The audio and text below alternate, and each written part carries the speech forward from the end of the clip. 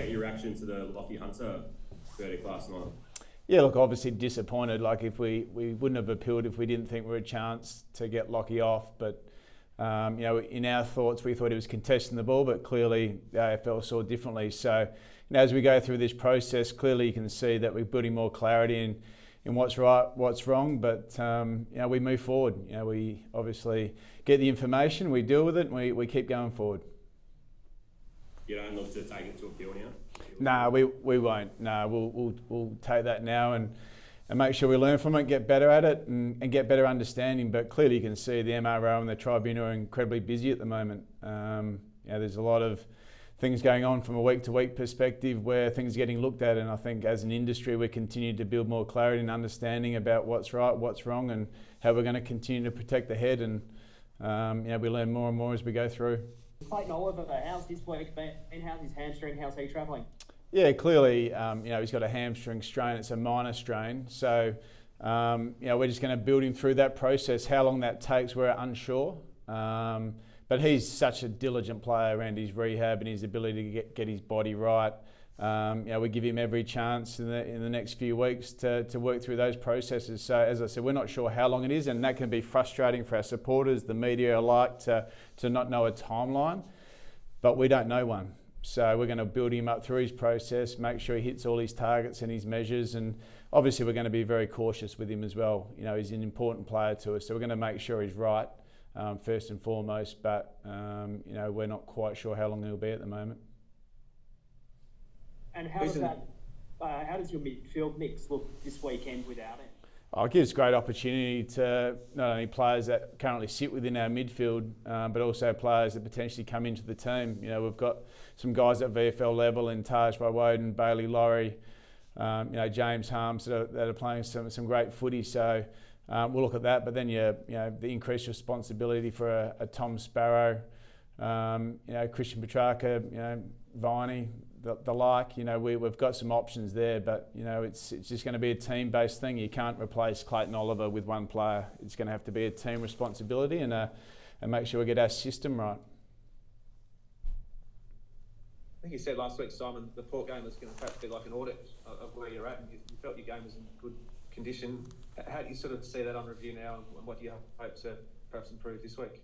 Yeah, look, there's no doubt that last week was we lost the territory game fairly significantly, especially in the three quarters that we got beaten in. So that's certainly a part of the game that we need to be better at. You've got to give yourself the best look, especially in those conditions. And Port were very good, around clearance and stoppage and their ability to keep the ball in their front half of the ground. So there were a lot of learnings for us in how we get the ball out, how we get more territory ourselves, how our ability to lock it in down our end of the ground better.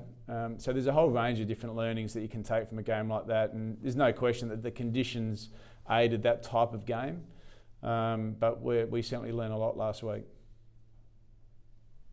A bit was made of how Port went after Goodwin, I guess, at times. Have you addressed that, or you don't feel that's such a big issue, or is it something to be wary of, I guess, in the future? Is that David King's comments you're talking about? Yeah, part of it, yeah. But you could sort of see it, I guess, through the game where they were trying to hold up Max from getting back and sort of getting stuck into them every now and again. Yeah, look, Max has dealt with treatment over the last few years, but, I think it's with all due respect for King, I reckon he's one of the best in the game, but I reckon he had a miss on this one from a culture perspective. We're incredibly proud of our culture, and we stick up for Max a lot, and Max deals with a lot in the last 3 or 4 years, so it was nothing new for us. In terms of what he dealt with, but we ended up getting 3 free kicks and a shot at goal. So we're really comfortable with where we sit in that space, and our ability to look after our skipper and our culture in general. Just back on Clayton Oliver, it sounds like it's a bit of a weird one. Does he know actually when he did it, or how did it all come about? Yeah, no, we know when he did it in the third quarter, and as we said, we've had the scans. It's minor. But we've got to treat it with respect, so we've got to go through the process, and Clayton certainly embraced that. As I said, he's incredibly diligent with the way he goes about it, so we're hopeful that it's not too long, but we'll just have to wait and see. Just one from left field a bit, Simon. Like State of Origin pops up every now and again, or a best versus best sort of concept. Do you feel there's any room in the schedule for anything like that anymore? And would players be keen, coaches be keen sort of buy into something like that, or was the time come and gone? Oh, it's a really tough one. You know, from a coach's perspective, you're always those type of games you don't want them to take place because they're your best players and you're putting them at risk of significant injury.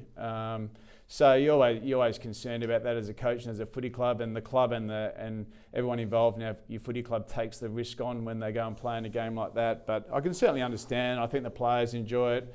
I think the fans would certainly enjoy it.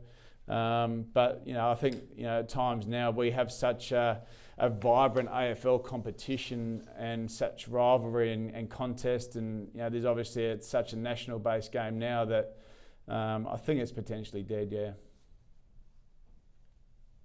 Last Fremantle couple, this guys. week, you've got up against Luke Jackson for the first time. What are you planning for him? Oh, Jacko, we know he's going pretty well, but we're rapt to see how well he's going at Fremantle. He gave our footy club a lot, and he's certainly a premiership player and someone that we respect highly. And but now he's crossed the border and gone to a different club. He's now the enemy. So.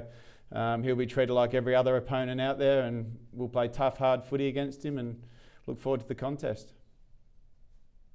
And Fremantle themselves, their form the last 3 weeks has been pretty good. Their forward line functioning really well. What are your expectations, I guess, of them more broadly speaking at the G?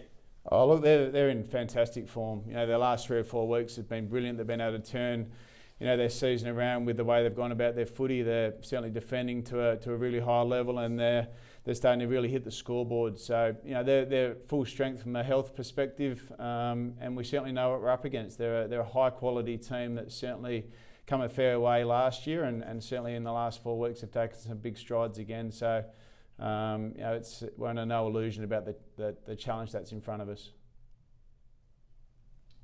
And bit of a left field right as well. You mentioned the VFL before, and you've got a few players in form looking to get their way into the senior side. The VFL itself, how do you find it as senior coach? And do you find it a bit frustrating that there is random buys throughout the season when you'd like, I guess, players to be getting a bit of game time so they can push for senior selection? Yeah, I think the more we can build alignment between the VFL and the AFL, and the closer we can get that alignment between, the amount of games they play, buys are certainly unhelpful for us.